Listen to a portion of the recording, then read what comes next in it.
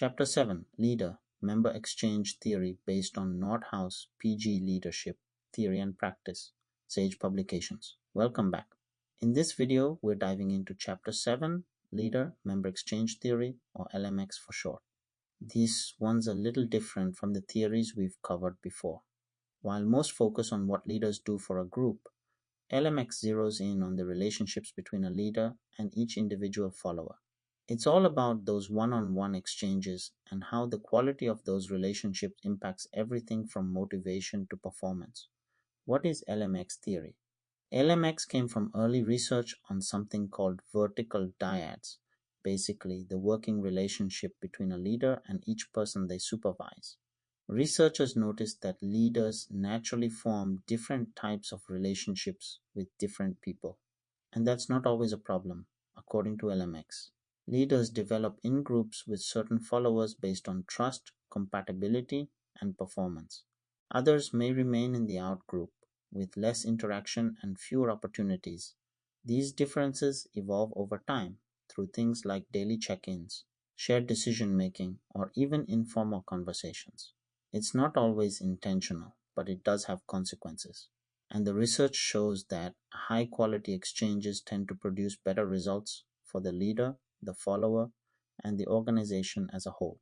In-groups versus out-groups. Let's break that down a little further.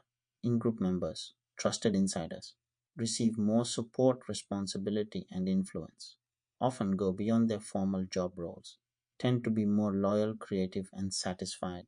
Out-group members engage with the leader only as needed, stick to assigned tasks, receive less feedback, recognition, and development. Now it's important to note LMX isn't encouraging favoritism. In-groups aren't about playing favorites, they're about partnerships built over time. But good leaders don't stop there. The goal is to build strong relationships with everyone on the team. How LMX relationships form according to the theory. LMX relationships develop over time in three phases. First is the stranger phase. Interactions are formal and role-based. Communication is task-oriented and structured. Second is acquaintance phase. Either the leader or the follower offers more, like personal insights, feedback, or career support. Trust begins to form. Third is mature partnership, high levels of mutual respect, trust, and obligation. Leader and follower operate more like partners, sharing influence and responsibility. In that final phase, leadership isn't just top-down, it becomes collaborative. How LMX theory works. LMX theory operates in two key ways. First is descriptive.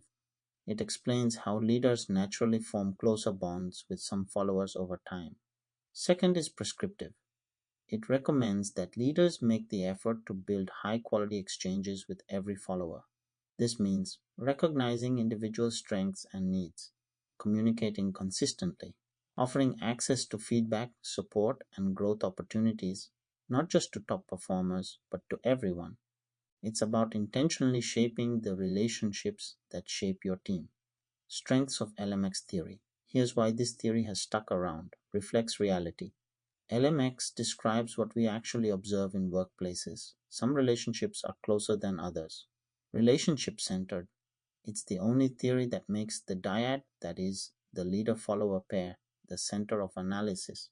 Backed research.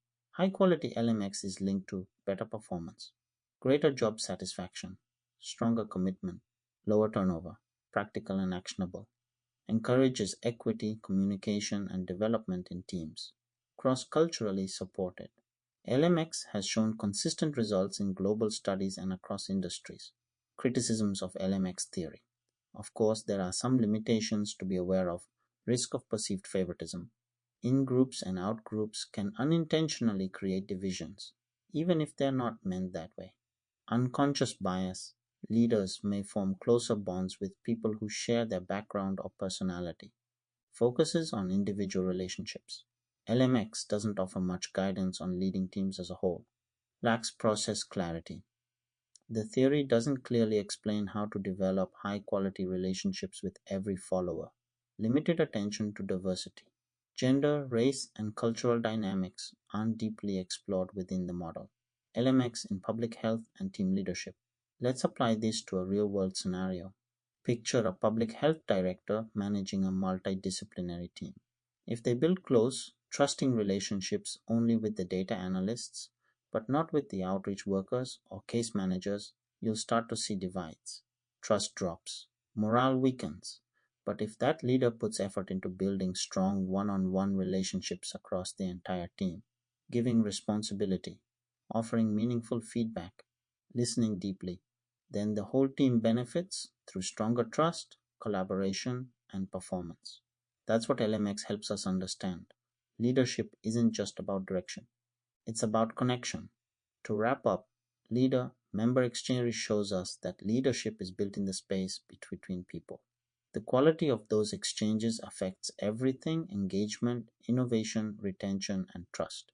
So, whether you lead in a classroom, clinic, boardroom, or beyond, focus on building individual relationships that strengthen the whole team. This video is based on Leadership, Theory and Practice by Peter Northouse, 9th edition. In the next video, we'll explore transformational leadership, a model focused on vision, inspiration, and lasting change.